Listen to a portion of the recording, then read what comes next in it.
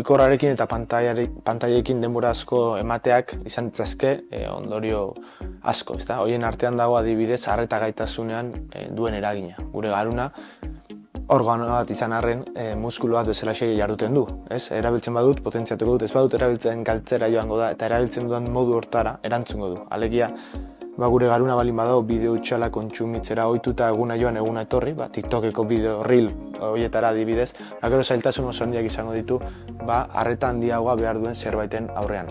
Izan txuri beltzean dagoen liburu bat irakurtzea edo pelikula bat ikustea. Bestelako mailetan ere ondorioak ditu.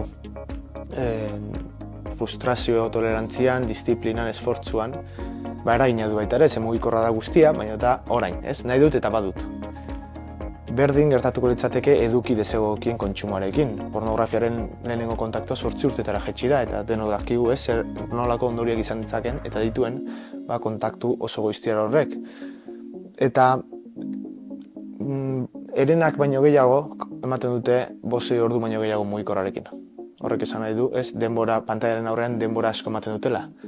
Eta horrek esan nahi du, beste zerbaitetan ez dutela denbora hori ematen. Alegia, pantailatik datorren guzti hori horren bezalaxe, kezkatu beharko luke zer egiteari utzi dion.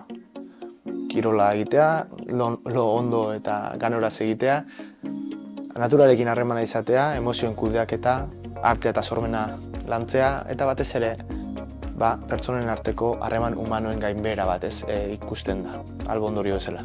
Kontsumo beretik ere, aintzat hartu behar ditugu ziberjazarpen egoera posibleak, sextorsionak, groomingak, eta ekintza ezibikoa kontsumitzeak, ekartzen duena da, neurri handi baten utxaltzea normalizatzea guzti horiek, izan matxismoa, violentzia, sexualizazioa eta bar, eta askotan baita ere errepikatzeko joera bat sustatzea.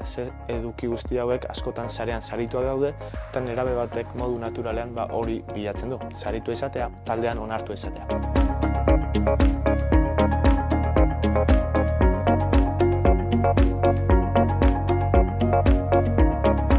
Mugikorrarekin harreman osasuntsu bat izateko, familia bezala eta herri bezala lau pilare eraiki beharko genituzke sendo, gure ustetan. Lehenengoa da adinaren atzeratzea. Produktu hauek aski egiaztatuta daude maila akademikoan ez direla egokiak garapen osasuntsu bat izateko nerabezaroan. Eta beraz adina atzeratzea funtsezkoa da, heldutasun maila bat beharrezkoa da harreman osasuntsu bat izateko. Dagoen heziketa honenarekin ere ez genioke 12 urteko nerabe bati Ferrari baten giltzak utziko. Guain, 16 urtetara atzeratzeak edo adina atzeratzeatik ez du harreman osasuntsu bat ekarriko. Heziketa funtsezkoa da, heziketa holistiko bat. Alde batetik, jakin behar du pantailaren atzean zer gertatzen den pantailaren aurrean jarri aurretik. Hori egin ezkero, erabiltzailea izango da eta ez erabilia. Baina bestetik, ez dugu ahaztu behar, ze auzitan ere aurkitzen garen. Alegia, esan dezakegu, paleolitikoko emozioa ditugula, erdi aroko instituzioak eta jainkoen pareko teknologia eta hor sortu den amildegi handi baten erortzen ari garela, gizarte bezala. Eta erori beharrean zubiak eraiki behar ditugu. Beraz, barne garapen adimen emozional bat landu behar dugu gure txikiekin eta gure buruekin. Beraz, heziketa holistikoa zentzu horretan ulertu behar da. Hirugarrengo pilarea noski izango litzateke gure buruei behitzea, alegia eredu izan behar gara. Nola eskatu gure txikiei gu egiteko gai ez garen hori. Beraz, eredu izan bide lagun. Eta azkenik, eta auzi honetan aktore asko ditugulako ez soilik nerabe eta guraso zein eskola, baizik eta baita ere instituzio eta industria bat, behar dituguna dira legislazio koherenteak eta aplikazio seguruagoak.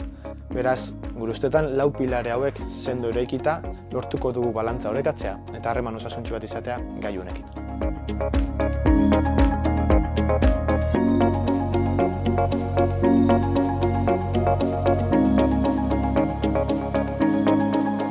Ebidentzia zientifikoetan oinarrituta badakigu sare sozialen produktu guzti hauek ez direla produktu egokiak nerabezaro osasuntsu bat edo garapen osasuntsu bat izateko. Edo bentsat ez dute horretan laguntzen. Eta hori dakigu ez soilik maila akademikoan da epidemiologikoan ditugun datutan oinarrituta, baizik eta enpresa hauexek onartuak zituzten informe internotan dugu ikusgai datu guzti horiek.